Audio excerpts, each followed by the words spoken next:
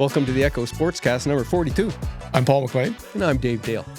We have an interesting spotlight guest today. We have Ken Pagan. Yeah, it was great to catch up with Pags and talk about North Bay sports and all the time when you guys work together at the Nugget and him covering youth sports and running all over the place between games, covering all the sports in town and being at every men's league, ball, baseball, ball hockey. It was great. I saw him at the men's, the Dave Saad annual, and it was nice to catch up with him. He would have loved our lineup here. We got some Bulldogs football. The Tykes are on a tear, and I think they're quarterfinals this weekend. Yep, that's exciting. We've got some North Bay Blaze Girls Softball Association, some tournament results for them, as well North Bay Panthers with a big tournament win in Innisfil this past weekend.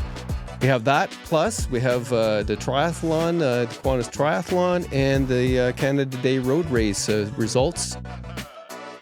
It's going to be a nice little show, sponsored by our title sponsor, Source for Sports. Spring is here, and that means one thing. Baseball is back. At Source for Sports North Bay, we're proud to be part of every pitch, every catch, and every moment that brings our community together on the diamond.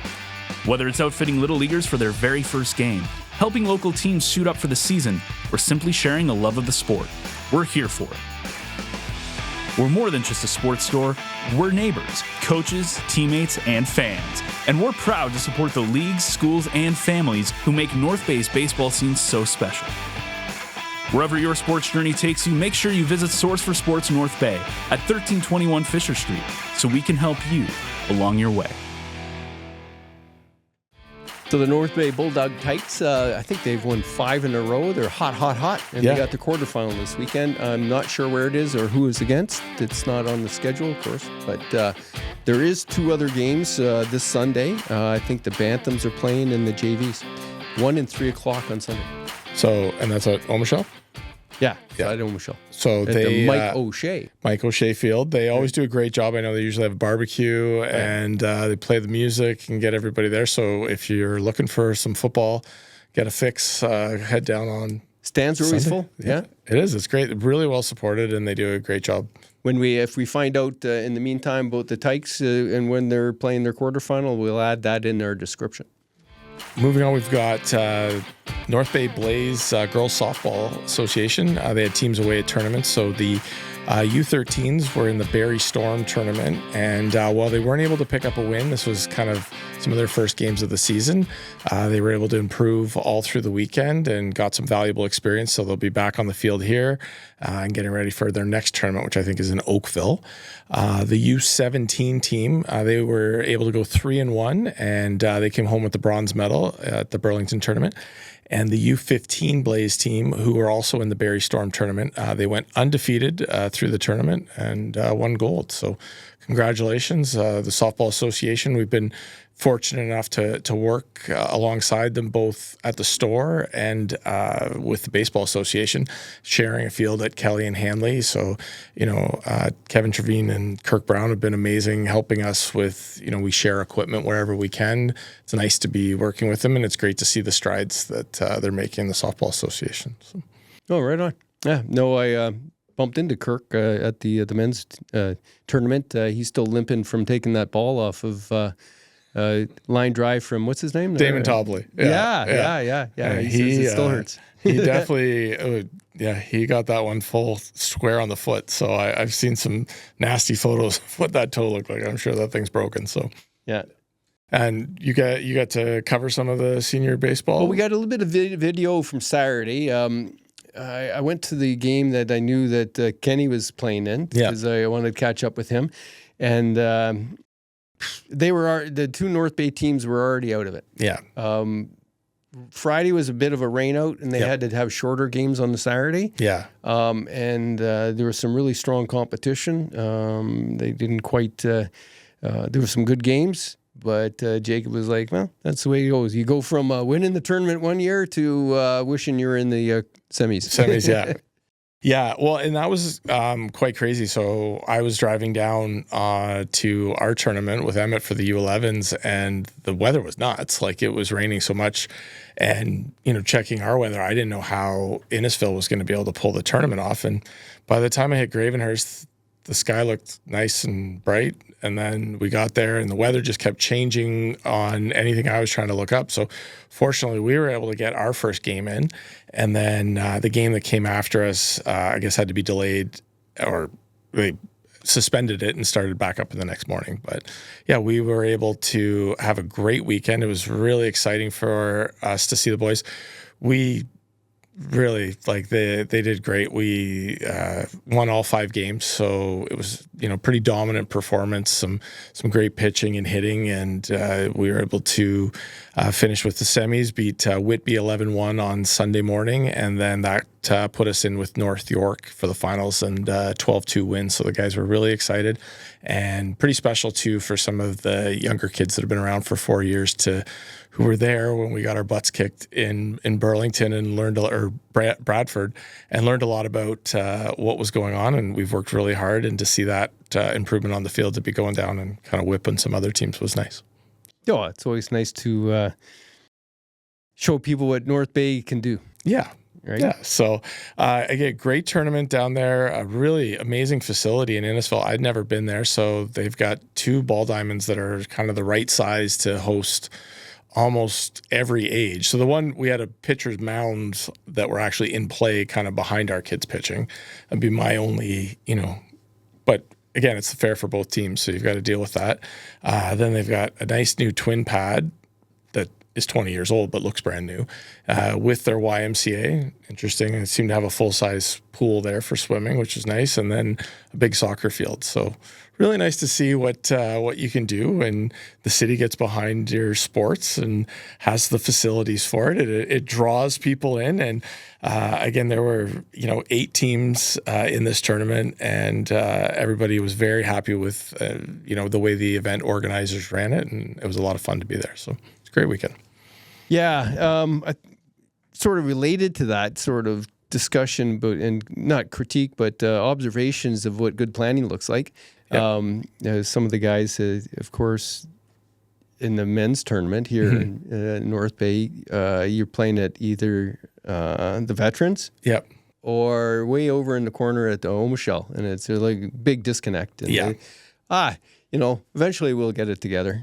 Yeah, I know, in some of the talks I've had with the city, they're aware that, there's tweaks that need to be made with Omischl, and obviously getting the arena built as it continues to progress. We'll have change rooms and some better facilities and stuff for it. But yeah, it definitely feels disconnected when you've got to be in different fields. You want that sort of that hub, that overlap, and you can see when you have that, where you can have a barbecue and keep the fans who are thirsty in the heat buying some Gatorades or whatever. It's just great to have that. And from the Baseball Association and the Senior League, I know we do appreciate that the city stepped up and helped purchase a portable mound, which is the whole reason we're able to host that tournament. So we want to be able to grow that, and that may be something we'll look at investing in another one too, because when we get to the bigger ages, they need that to be able to throw off of, and it's good. Well, I know the Jacob and the crew were very just happy to be able to get the fields back in shape after the rainstorm, right? So we're there. Yep, we're close, right? And it functions, and they had a good tournament, and it was kind of cool to catch up with Kenny and talk shop and talk baseball. Oh yeah, I mean, he just loves baseball. We touched briefly in the interview about I knew he likes to go down to Cooperstown with some guys, and again, it's really cool. And he's a real testament to the guy that just loves to play the game, and just the guy in the room immediately just has a personality, and is very engaging. Everybody wants to talk to him, and he's just got great stories to tell. So standing there tossing back a beer, and outside the ball diamond is a good time to talk about that. We had a good interview, I think. I know some people are waiting for me to talk about the October 5th, I think it was, in 2016 when Kenny was made a bad judgment call there, and he regrets that. Well, we didn't get into that, and now I wanted to say why. When I talked to him about interviewing him, I didn't say, "Hey, I'm going to bring this up," and I wanted to just talk about where he's at moving forward. He's already been in the limelight and got burned by his own actions, and he regrets it, and he's moved on. Yeah, right. And so it was interesting. I was going to let him bring it up if he wanted to, but I think we kind of covered it that he's moved on with his life. He's doing things that he enjoys doing. Yep. He still goes to some baseball, right? And he plays in baseball, and he's coaching. Yeah. Umpiring. So I'm glad that he's still, he wasn't thrown under the bus totally, right? Yeah. Even the conversation we had last week with Bruce, right? It's we all make mistakes, and fortunately for us, most of them aren't caught on camera in a stadium of 50,000 people and a national TV audience. But many people have made that mistake that could be worse. And one of the things, we were obviously huge supporters of him because just knowing the guy, and everything that he meant to North Bay. And he talks about it in the interview about just how much he loved his time here, how close knit the community is, especially the sporting community. And I felt so strongly about what he meant to all those kids and the time and the work that. Again, it was a real perspective. Like, it's one thing to see any story on the news. And the reality is that there's a person behind it, and that person has a story. And if you only tell 5 seconds of their life story, you don't get the whole picture. So anyways, I wouldn't change my limited involvement with it for the little thing that I did. And I was just glad. I was going to wear my Free Pegs t-shirt today. I really was. I have a great collector's limited edition one that I love too. But it showed that sort of community support too. That when we did that, like I said, I didn't do anything. I just had an idea, and it allowed a lot of people to show the support and love that they have for a guy who put so much into sports in North Bay. And I'm glad to see how everything worked out, and more importantly, how he continues to give back to these sports tirelessly. He's just always at a field or always at a rink and always helping. Yeah, no, I like his ability, redemption. Yeah, right. Like, he's still living his sporting life, and he's a great sort of example of somebody now entering his 50s. And with a new hip. He's with a new hip. He's making some choices, and he's going to have to settle down eventually. But he's doing it to stay active because that's you need to, right? Yep. And I think he's a good example of a lot of things, and an example of how when you screw up, if you survive, you go forward, and you put your life back together, and you do what you got to do, and that's a survivor thing, and I like that northern sort of spirit. Yep. And he's an example of it down south. So without any further ado, let's talk to Ken Pagan.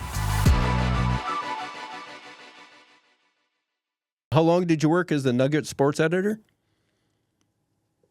I was the sports editor 2004 to 2012, 9 years.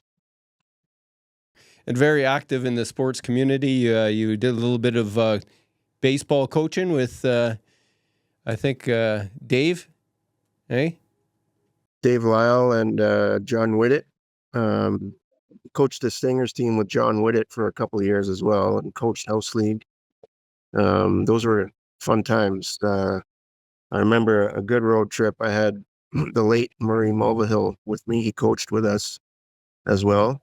We spent a Canada Day weekend in Toronto area for a tournament in Vaughan. Fun times. I coached with John and Murray as well, so those are great guys to have for sure. And you were very involved with hockey and other sports here in town.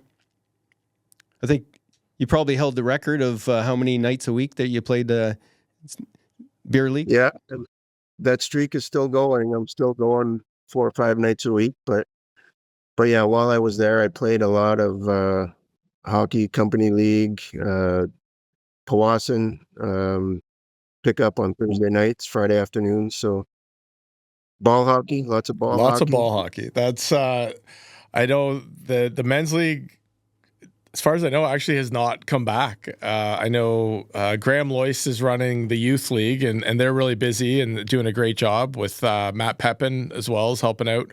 But yeah, the men's league has been on hiatus, so there's nobody that's going to be able to chase your record for consecutive championships. That's too bad. I was last time I made it up to North Bay in the summer was right before COVID. I think 2019. I went up just on a Thursday night. My old team was still playing, and got in a game, and it was fun. I felt old then, 2019, so a little bit older. So I got some video of you pitching on the mound here, and you guys won that game against Sudbury 16-3, I believe. Yeah. It wasn't a great game that way. I know you guys went through the lineup on one inning. It was just they had some pitching problems, but you seem to be doing fairly well, except for I think one or two homers hit off you. I'm not sure. I lost track. Well, go ahead if you want to play the video, but just a reminder that Veterans Field, the fence is 290 down the line and comes in a bit to center. So a 50-year-old on the mound giving up a 292-foot ball. I'm okay with that. That's a long out in most parks, but it's I'm happy to give up a home run at Veterans Field. I've given up many over the years, so it's good to be back out there on the mound with Louis Reese crouched behind the dish, calling strikes. He called a perfect game, actually. No missed calls. Lots of fun being out there on the field and throwing strikes. That's what you got to do. Yeah, Louis did pretty good. I think the young guy might have needed some glasses there on the bases, but he was doing well, and it didn't really change the game too much. Although it took some wind out of the sails on the Sudbury guys. But no, I like how you put that, Kenny, because when I was talking to you on the side, it almost sounded like you're feeling bad for the other team's batters weren't having a chance. So, giving them a little bit of something to go home with, right? You wouldn't want to see them sitting there and not getting able to bat, right? Yeah, it's old timers or whatever, senior rec baseball. So pitchers are not blowing anybody away. If you're up there on the mound, you're going to get hit. You expect to get hit. You want to put the ball in play. So that's why we're there. I want to make sure everyone gets to hit. Even though it's a blowout, it would suck to show up to play ball and you don't even get to bat because the mercy rule.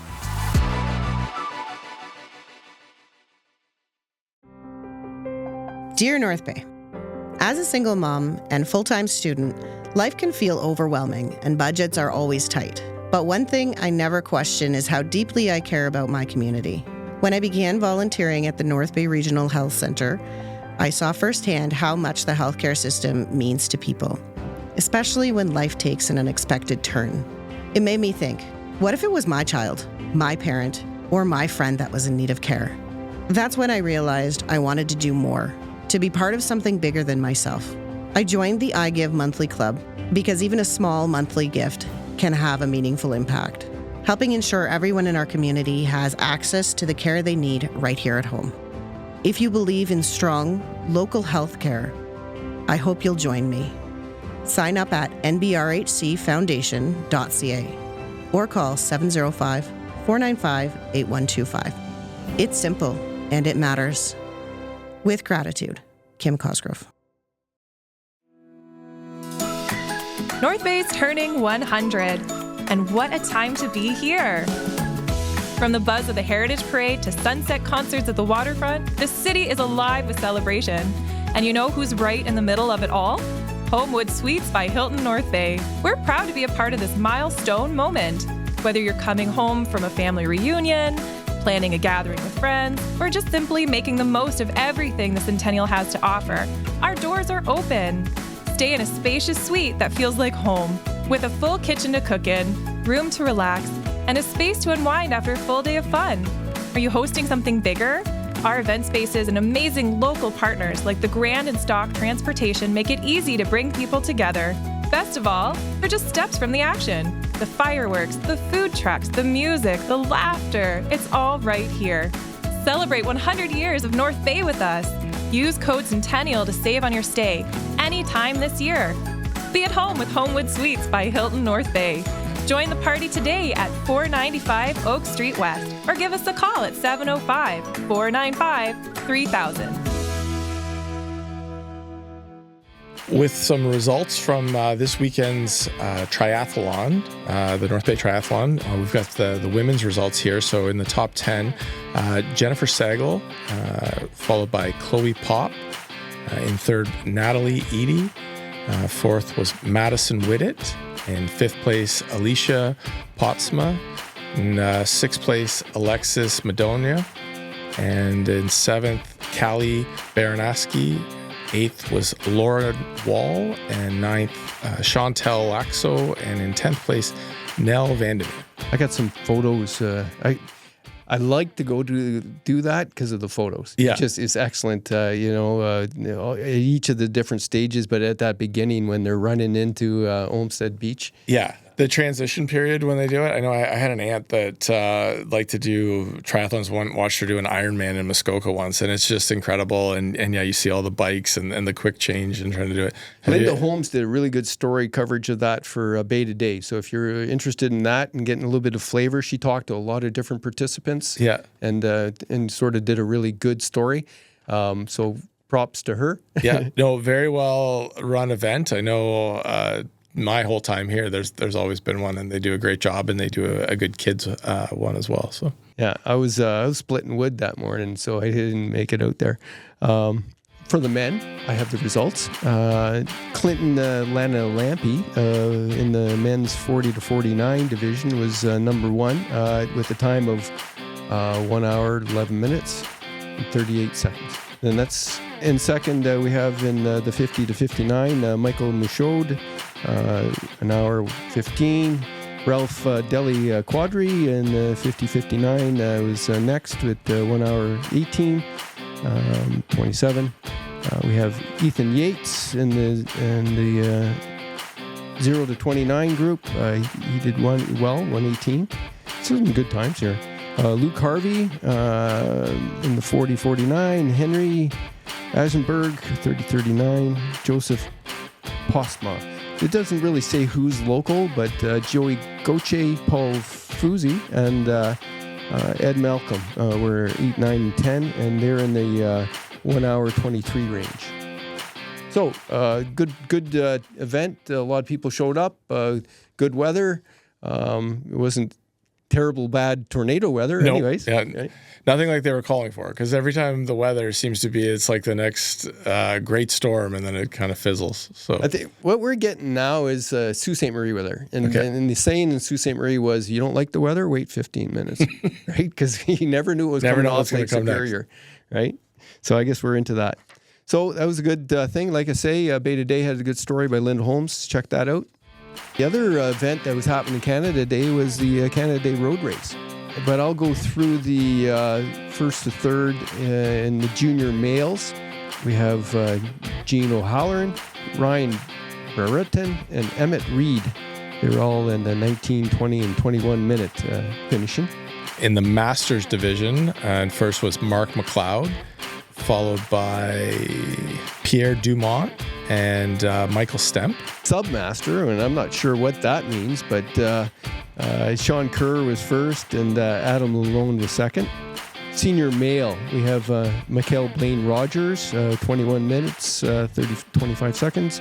Alec Blaine Rogers, 21 minutes, 53. And then Drake Dietrich, in third at 26 minutes. Female juniors. So I've got Leah Lalonde, followed by Reese Summerfield, Marilyn O'Halloran in third.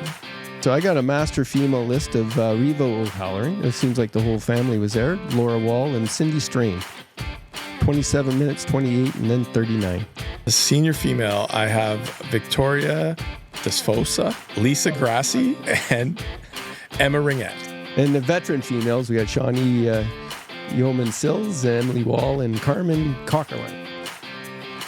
And in other exciting news, I found out that I need reading glasses. So Join the club. I'll get to debut those soon. They're on order. So yeah, they'll be quite fancy. Yeah, so you won't be squinting at me? I won't be squinting. This is that was a fun challenge, especially when you added to my ability to pronounce names. Anyways, it's always a great event done this weekend with the triathlon and the running, and I wish I could run, but I can't. And it's nice to see people out there that can. Yeah. It's not a real serious race. It's short. Yep. And I've used to do some good stories for the Nuggets about it, but. Yeah, it was great. I drove by, just had some people over at the house for Canada Day, but just going by the waterfront, and it seemed especially busy this year, and lots of people going down for the fireworks and stuff. And I don't know, and how busy everything gets. It's just nice to see that there's still time for community and everybody kind of getting together in one place. And it's a really good reason. All those kids are out of school and excited for the summer, helping us parents drive them around like we're taxi drivers all summer, but it's good to have them active and busy. Oh yeah, there's lots going on in North Bay if you keep connected. I kind of hid out in the hacienda all weekend, so except for the one, Come see Pegs. Yeah. Yeah, just a little bit. I have one thing I was going to add, actually. One more thing before we go. Not currently in North Bay, so I haven't seen it get mentioned, but Graydon Robertson Palmer, North Bay, born in North Bay, and family moved to Ottawa for work. And he's been really a great hockey player. He's been playing in a prep school in the States for the past couple of years and was drafted, I believe, 204th overall by the Detroit Red Wings out of that prep school. So really great. He's got a scholarship that he's going to be going to Dartmouth, I believe. So he's going to have to figure what his next steps are, but congratulations. Friend of our family, definitely watched him grow up. He's a great kid and couldn't be happier for him.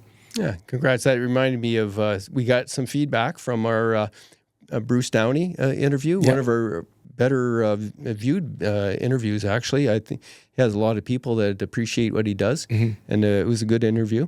I got an email from Lucio Pavoni. And I think he used to be a principal at Whitfield. Yeah, that's what it was. And he wasn't really a letter to the editor, but he's just kind of sharing some thoughts about it.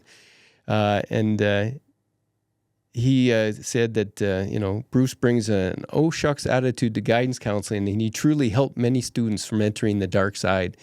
And he's very supportive of things, but it is kind of coincidence.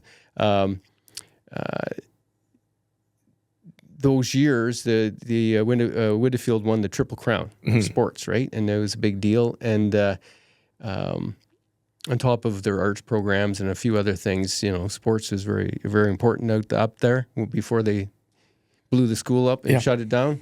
Turned it into an office. Yeah. He mentions that Kenny in the email, and it's just very apropos. He said that Kenny wanted to do a story on the Triple Crown, and the way they wanted to frame it was very similar to Bruce Downey's approach to things, is that it turned into a story not just about athletic success, but how the story of using sports for student success, right? And connecting those two dots, which we try to do all the time because we know how important that is.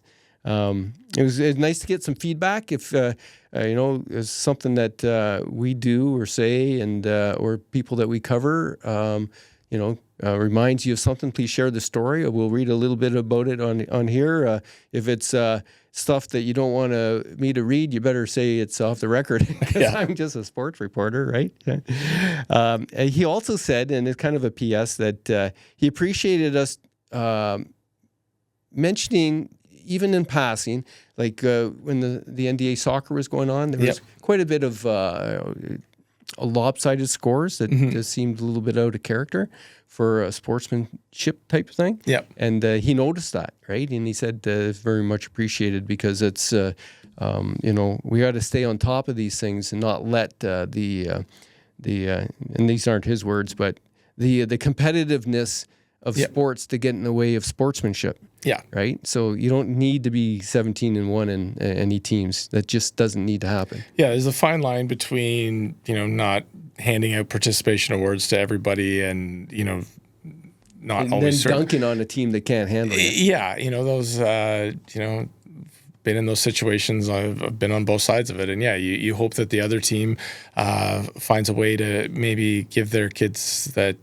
don't play as much a chance so that it, can kind of level things out a bit and have everybody play at their best.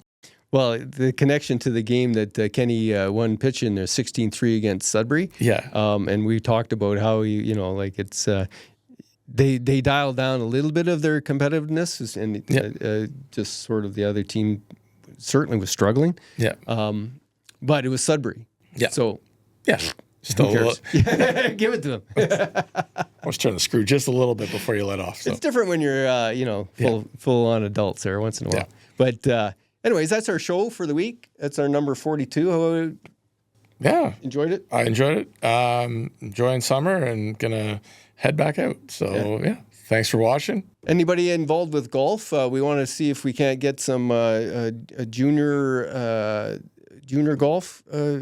Let us know what's going on there. I got to track down somebody. I know that there's an invitational up at the private club there up on the hill coming up. That's always a really good competitive event with a lot of legacy.